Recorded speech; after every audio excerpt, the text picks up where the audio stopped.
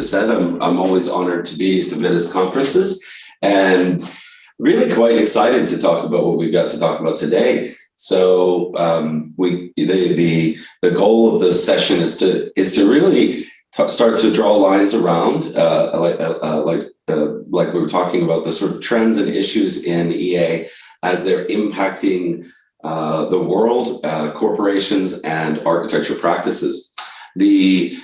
It's actually a kind of exciting time to be an architect, I think, because we're all kind of involved now in massive transformations that were that seemed less important to our board of directors before COVID.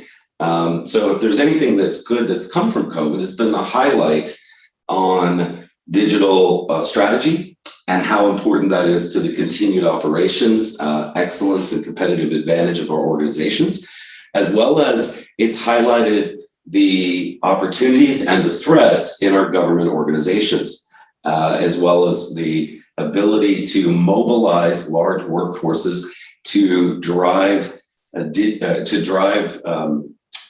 outcomes while having to deal with a very chaotic environment. So I think there is some good in the bad, even though, like I was telling Alicia earlier, I wish I was in Malaysia or Singapore, because I miss my Malaysian breakfast, or my Singapore breakfast, because I love a roti and dal, and it's just my happy place in the mornings with a little sweet coffee. But I'm still excited to be talking to you about this today. We're going to talk. I'm going to briefly mention Iasa, not too much there.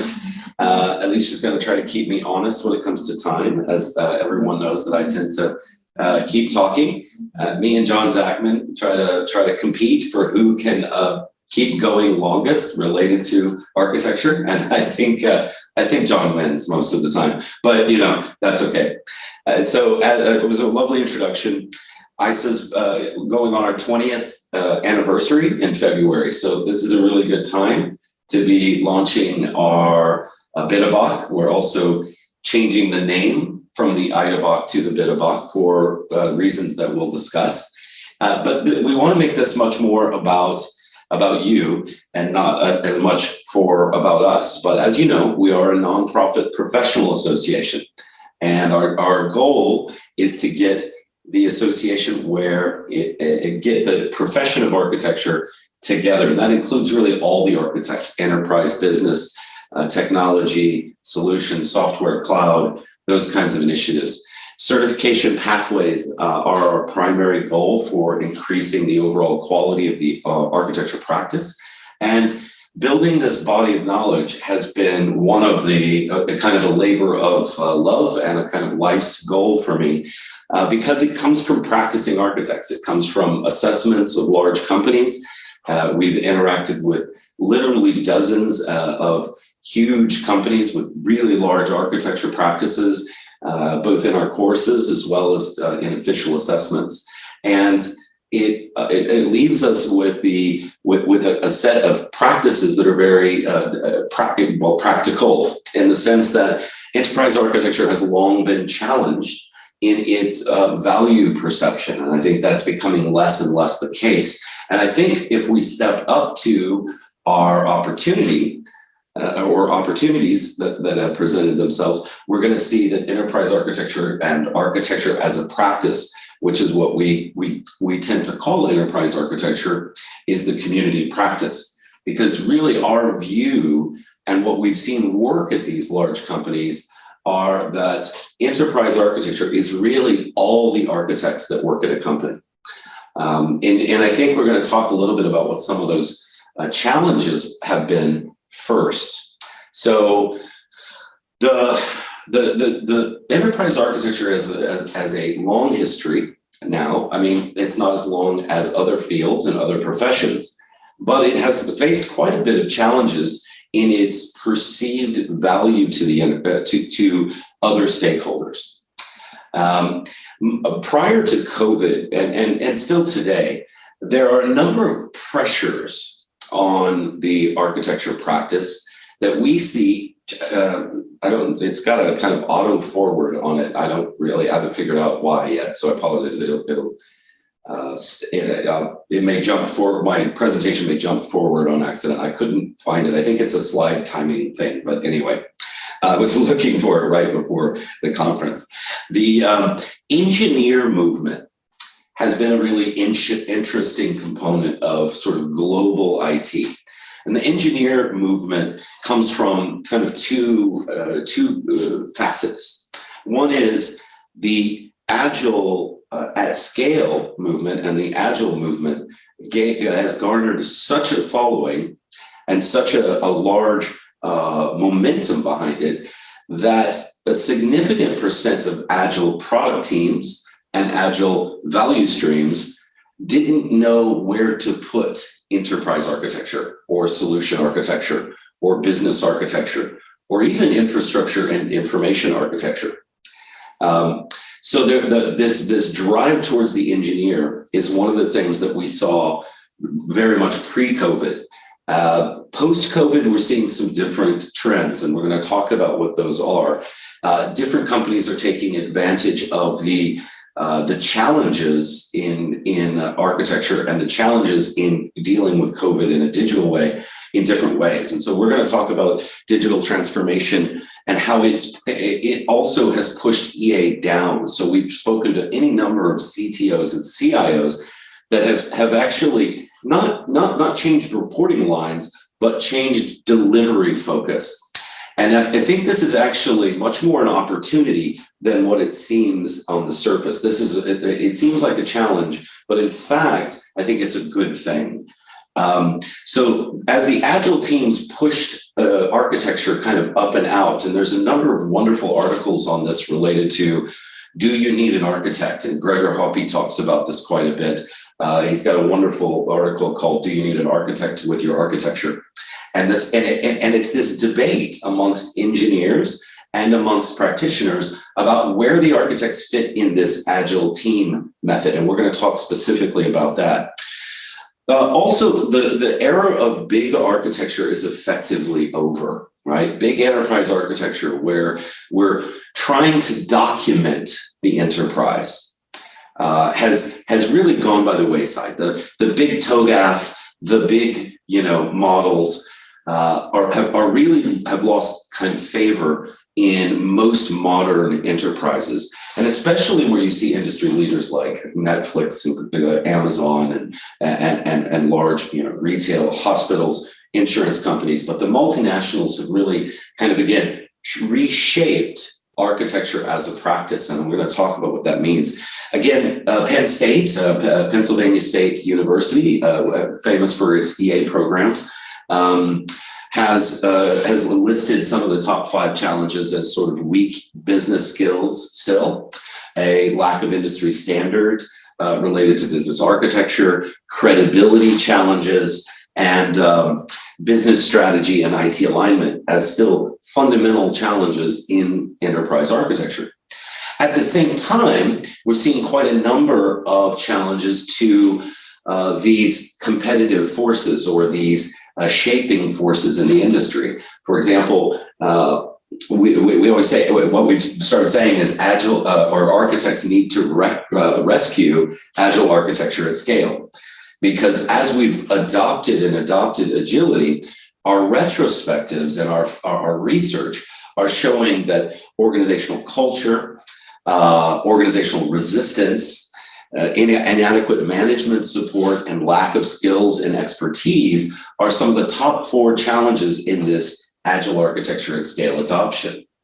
And that means that as we move forward, architects become sort of the connective tissue and the nervous system of agility, meaning it actually takes architects to make agile at scale work. And I'll move on with a quote from one of the CIOs of a large international airlines said to us. And he said, look, I'm 5 years into an agile transformation, and mostly it's been good. But what it's done is double the number of architects that I need and double the importance of them working together. Because otherwise it's a kind of inmates run the asylum kind of initiative, meaning the prisoners are running the prison, and everybody's going in different directions. So what we've seen and what we're hearing from the industry is that that while agile at scale is necessary to deal with digital transformation and to work in a digital way, that fundamentally it needs this architecture rigor and excellence to make it work. We've also seen a host of digital transformation failures. And as these retrospectives on digital transformation read very much like the same thing as agility. And it has a lot to do with competencies, skills, buy-in.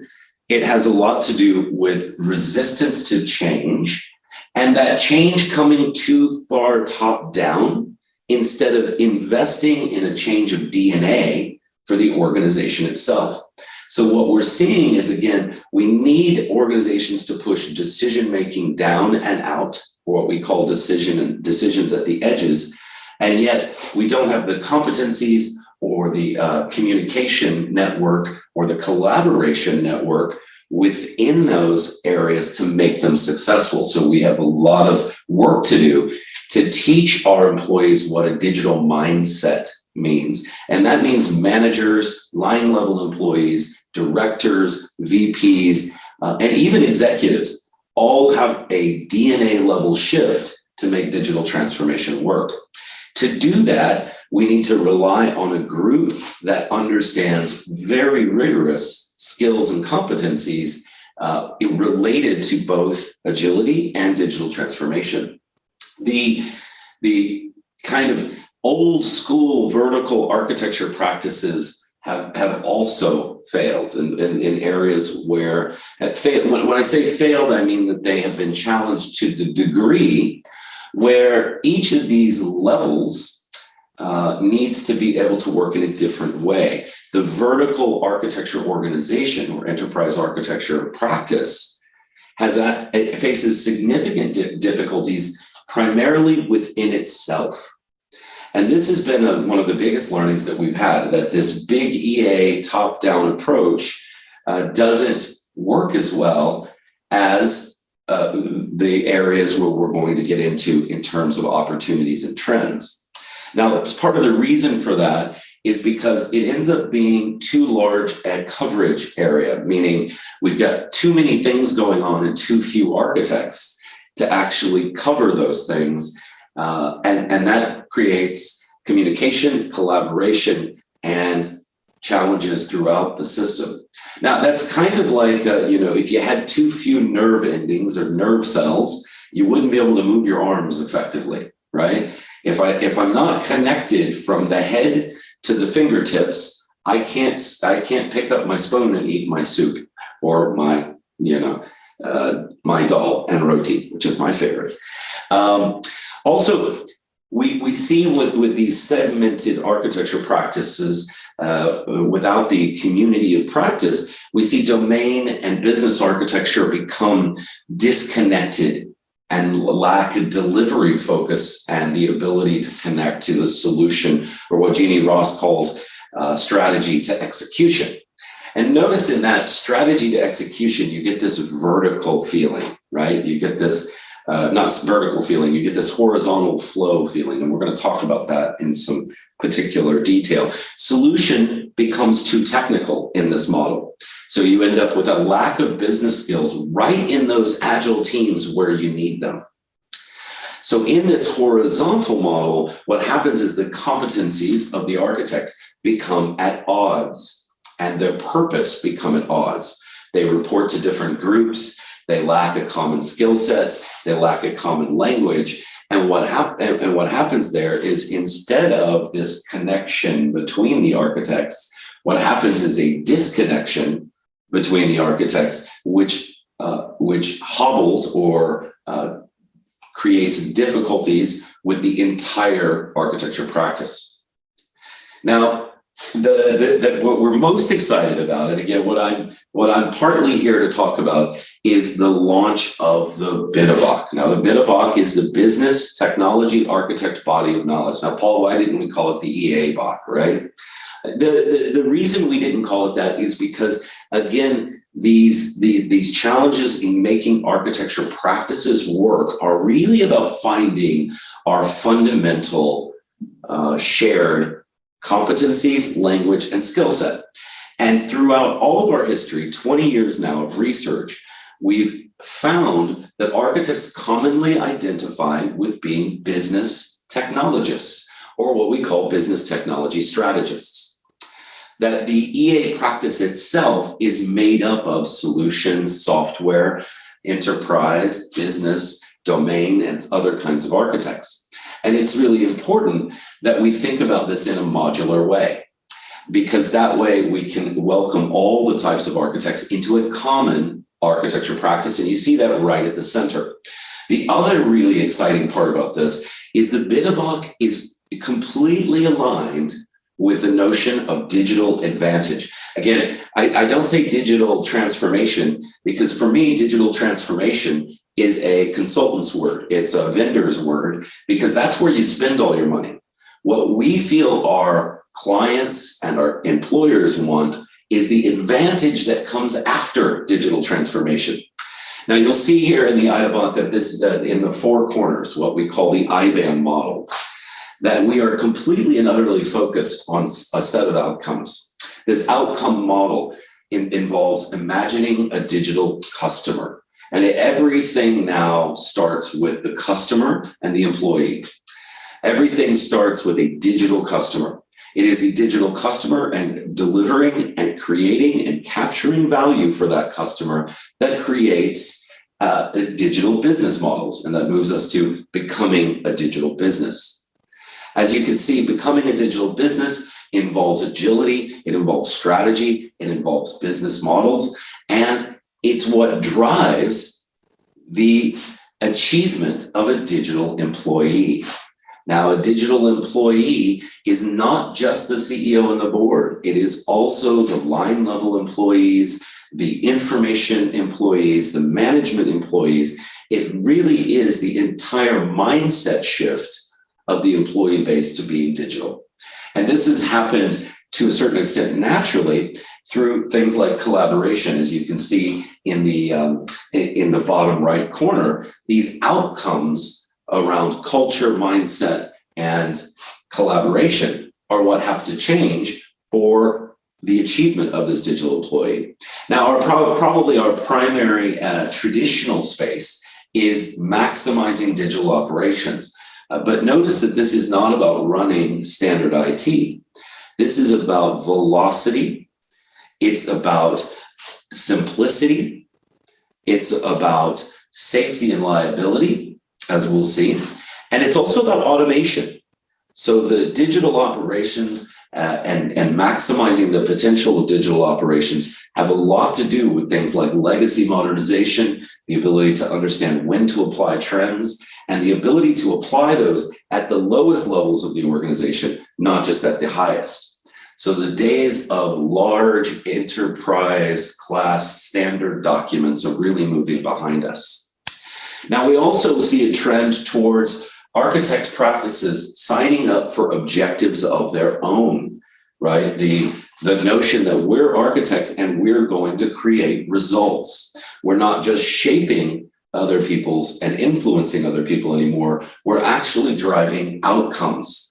And those outcomes can be stated as objectives, right? Engaged and effective stakeholders, digital employees, where we're engaging at all levels of the enterprise to drive outcomes related to the digital agenda. Maximizing team delivery in a coaching and a skills and an experiential way. Decreasing the time for agile at scale, the time to value. So being able to get down a little further into the domains, into the business processes, into the team levels to actually deliver this agility and what it means to get time to value. Achieving real business outcomes faster. So what we see as value-driven enterprise architecture is becoming the norm and not the exception. Again, the notion that we're not technologists anymore is absolutely accepted in most enterprise architecture circles, as well as the fact that we actually have to work through this entire architecture practice. Now, we're going to talk a little bit about these trends and understanding where we're going, understanding the digital customer and where the digital customer is coming from. As I said, everything in architecture is based today on driving from the customer, driving from the citizen, and driving from the outcomes those create. Inventing and understanding a digital business, the platforms and operational technology and that translate to value measures, and understanding how those impact capabilities, the conversion to a digital employee, and the collaboration mindset and culture that creates, as well as a delivery and value focus at the value stream, capability, and the roadmap level are all major trends in where we're seeing EA move. We're also seeing a move towards bottom-up compliance and controls using solution software and delivery-focused architects at the solution level to actually drive governance from the bottom up as opposed to the top down. Again, this is all about connecting that architecture practice across multiple lines of business and across multiple value streams executing simultaneously. We some of the most exciting things are happening in the platform trends. In 2021, 2022, zero trust security with the rash of ransomware and attacks around the world. Zero trust security is creating a focus on quality attributes and a kind of back to basics mentality. The operational technologies and IoT and similar penetrative technologies are actually creating an integrated digital platform from product all the way through core systems and systems of record, which means if you're as likely to see IoT and CPUs and information processing in your products themselves as you are in the back end for enablement of sales, operations, manufacturing, and execution. So these kinds of operational technologies are blurring the lines between where architects fit related to product management all the way to core systems. The multi-cloud architectures and cloud-native architectures have become the normal practice for the mature organization. And being able to understand the deployment, the development, and the delivery of those is becoming an absolute must for competitive advantage. Managing technical debt has emerged as a major trend for enterprise architects around the world, and understanding how that technical debt is being serviced. And we talk a lot about the difference between healthy debt, which is well understood managed debt, versus unhealthy debt, which is poorly understood and non-managed kind of accidental debt. Data continues to become more of a financial asset, more of an asset to the company in the traditional sense of assets, in that we begin to or have continued to understand our data, use our data in ways that are financially beneficial. And then finally, the AI, I think in 2022 especially, is going to start being more practical, meaning a little less of the exploratory hype, a little less of the trough of disillusionment, and a little more into the actual adoption in critical business cases. And understanding what those business cases are, what AI can do and what it can't do, or what it's too expensive for us to do with it. So a lot of wonderful applications of that have emerged. And in this, we look at a set of model tenets related to engagement models for architects. We talk a lot about all for one and one for all, meaning architects need to function as teams, not as individual practices. Least architecture and latest responsible moment are tenets that lead us towards decision making at the edges, and driving transformation and governance up, which we talked about just briefly. And this notion that just like in a hospital, all architects see patients, meaning none of us are engaged in big top-down modeling activities. We're all involved in getting these value streams. We see a move significantly towards architects as innovators versus governors. In the modern enterprise, we become coaches, we become innovators, and business case and business value driven. As we said, value driven EA is a major component of 2022. The becoming a trusted advisor is all about our stakeholder relationships, being able to be trusted with a business understanding and a strong ties in the business community. So getting out from behind what we call the iron curtain of IT and getting out there with our business stakeholders. Again, I want to mention the back to basics. The back to basics concept is really about a focus on resiliency, security, and platform services that bring us back into what our core value offering is from a technology perspective. Planning for critical deliveries at velocity in a chaotic environment of external circumstances, as well as driving zero trust, zero defect mentalities. Automation and velocity become critical then to continuous everything, continuous integration, deployment, et cetera. So being able to make critical decisions in a rigorous way at scale drive our maturity. And on a final note, the Bitterbach contains a very straightforward and powerful assessment method for your own organization to understand its maturity, and it runs on 3 axes. Those are the team, and that means the entire architect team competencies, the zone measures, which we'll cover in a second, and organizational level maturity, all control effectively the EA maturity for digital advantage. And it looks a little like this. It is externally facing digital transformation and advantage, which means things like customer ecosystems, engagement, and customer journeys. The digital business model maturity zones are strategy, agility, capabilities, and the internally facing aspects of that for our organization are things like culture, empowerment, and collaboration for our digital employee, and automation, velocity, and simplicity for our digital operations. These maturity methods have been exposed through countless interviews and allow us to understand our adoption of enterprise architecture in 2022, or what's driving its growth, and I think are the real opportunities for making real change.